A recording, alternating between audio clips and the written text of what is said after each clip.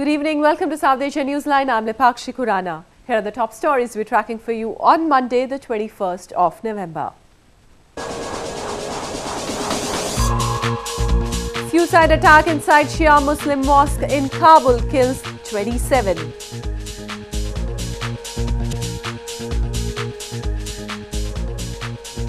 Search for survivors in train derailment in India called off. Death toll reaches 143. And Kashmiri leader says Islamabad misleading world about Pakistan-administered Kashmir. And now for all the details, the search operation for survivors in train accident in northern India was called off on Monday, a day after the tragedy took place. The death toll in the incident has reached 143, while over 200 have been wounded. After frantically looking for survivors, authorities on Monday concluded search of the mangled carriages of a derailed train. In one of the deadliest train accidents in recent times, when an express train derailed in Kanpur city of India's northern Uttar Pradesh province. हमारी तरफ से वो लगभग पूरा हो चुका है और हम लोगों ने बार-बार सर्च और फिर कंफर्मेटरी सर्च भी कर लिया है और हमारी तरफ से सर्च ऑपरेशन ये पूरा हो चुका है. 14 carriages of the train derailed in the early hours of Sunday when most of the 500 passengers were asleep. Hospitals have been flooded with victims. लगभग 70 के करीब जो है मरीज भर्ती हैं, जिसमें कल जो है 10 मरीज ऐसे थे जो अगर टाइम पर नहीं आते हैं, जिनमें टाइम जो है नहीं जाता है, उनकी मौत तक हो सकती है. The tragic incident has once again renewed concern about poor safety standards of the railway network, which is a lifeline for millions of Indians. The largest ever warship built in the country, India's Defence Minister Manohar Parrikar on Monday commissioned INS Chennai, the third indigenously designed guided missile destroyer in the Kolkata class at the Naval Dockyard in India's west coast, Mumbai city.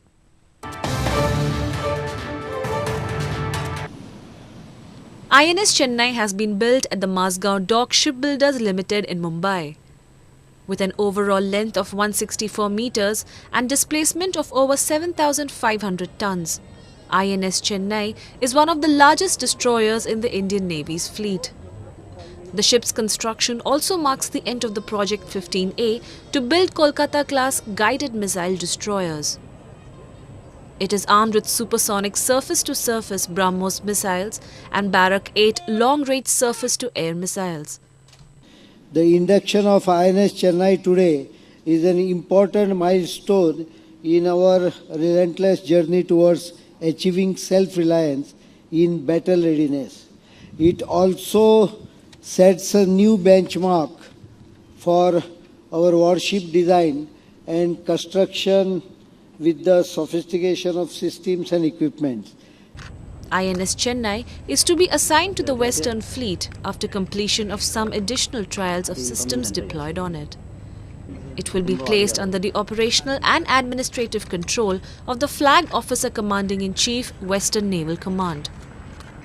The first ship of the class, INS Kolkata, was commissioned on August 16, 2014.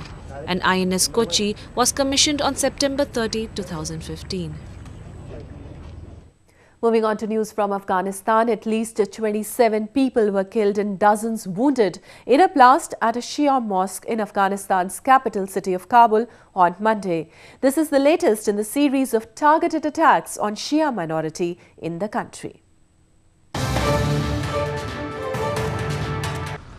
A suicide bomber killed at least 27 people and wounded dozens on Monday in an explosion at a crowded Shiite mosque in the Afghan capital Kabul, officials said. The attacker entered the Bakir-ul-Olam mosque during a ceremony targeting a gathering of Shiite Muslims, the Interior Ministry said in a statement.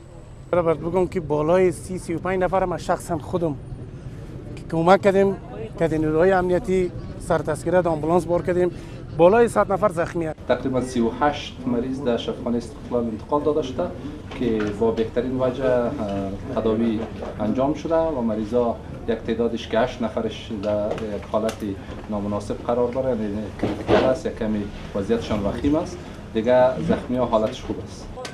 The Taliban denied responsibility for the attack.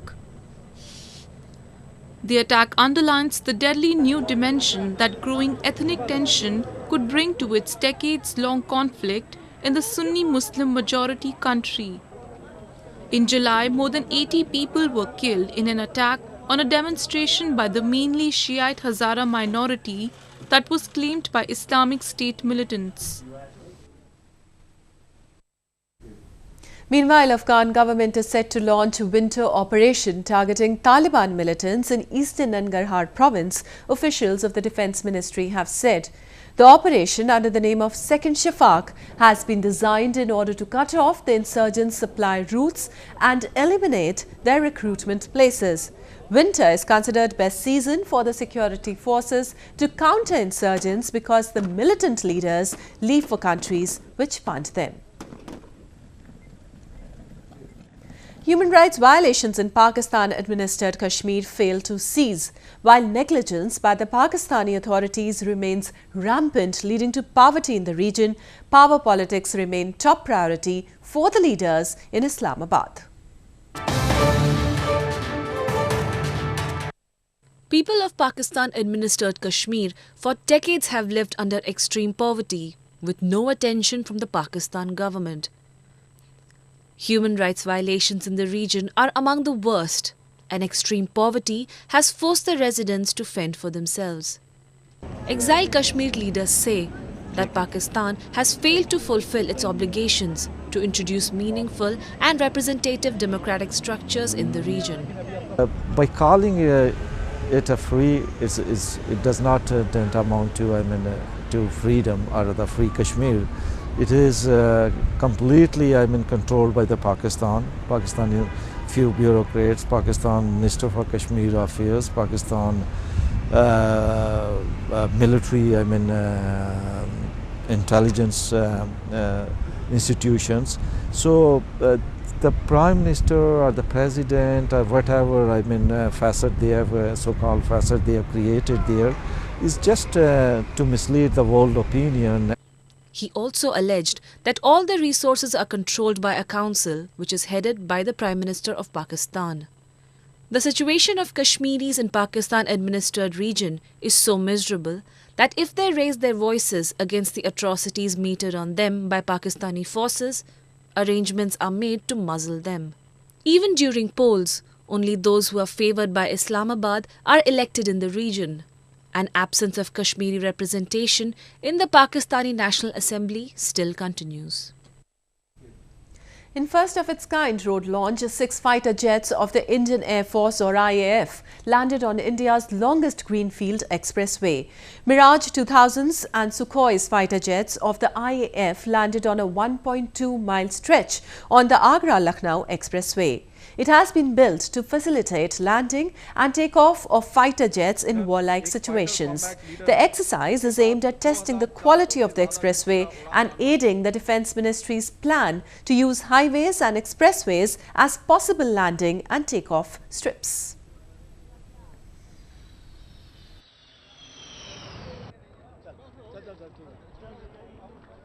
भाइयों और बहनों,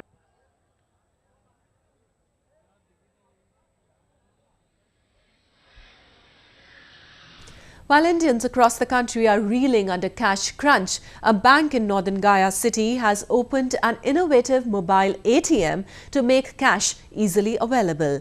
The idea is to ease the long queues outside the ATMs.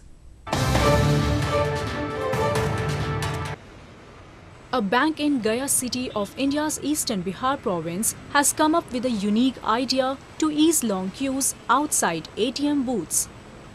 A car named Mobile ATM carrying bank employees travels to people, swipes their card and gives them 2,000 rupees or $30 in banknotes of 100 denominations. Punjab national bank चलंत ATM की व्यवस्था की है जो गए शहर में कल से ही घूम रही है और ग्राहकों के लिए 2000 के पेमेंट की सुविधा दी गई है, जिसमें हम लोग 100 टेलोर का भुगतान कर रहे हैं।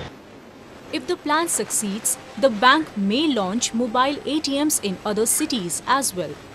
People across India continue to make long queues outside ATMs to get new currency notes after the government demonetized 500 and 1000 rupee notes on November 8.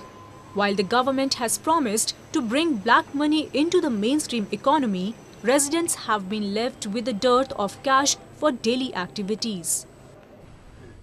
The 47th edition of the International Film Festival of India was off to a mega start in Western Goa province. Cultural performances and distribution of awards marked the inaugural day of the event.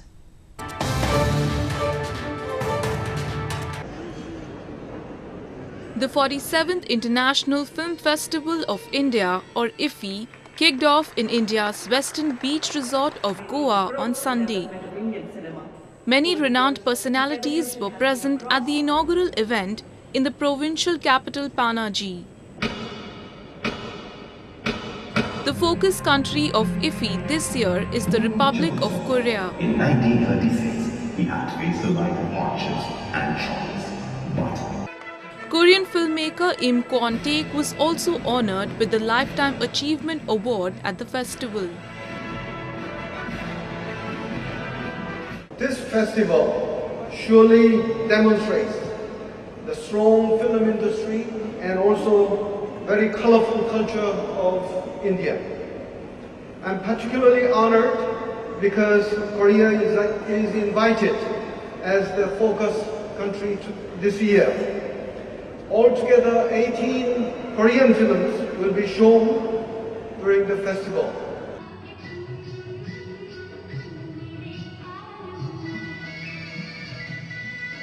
The festival commenced with colorful cultural performances designed by a renowned choreographer that marked the journey and contribution of women in Indian cinema.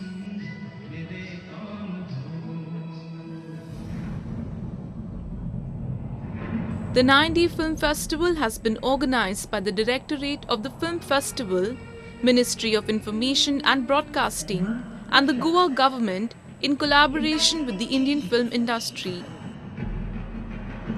reaching out to millions. IFFI 2016 will also showcase 20 award-winning short films based on the Clean India campaign. As I inspire and voice my opinion, as I write my own destiny. Well, that's the way towards in South Asia this evening. Before we conclude, the top stories once again. Suicide attack inside Shia Muslim mosque in Kabul kills 27.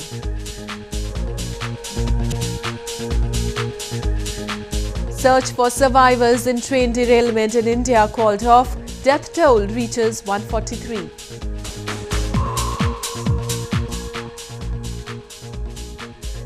And Kashmiri leader says Islamabad misleading world about Pakistan-administered Kashmir.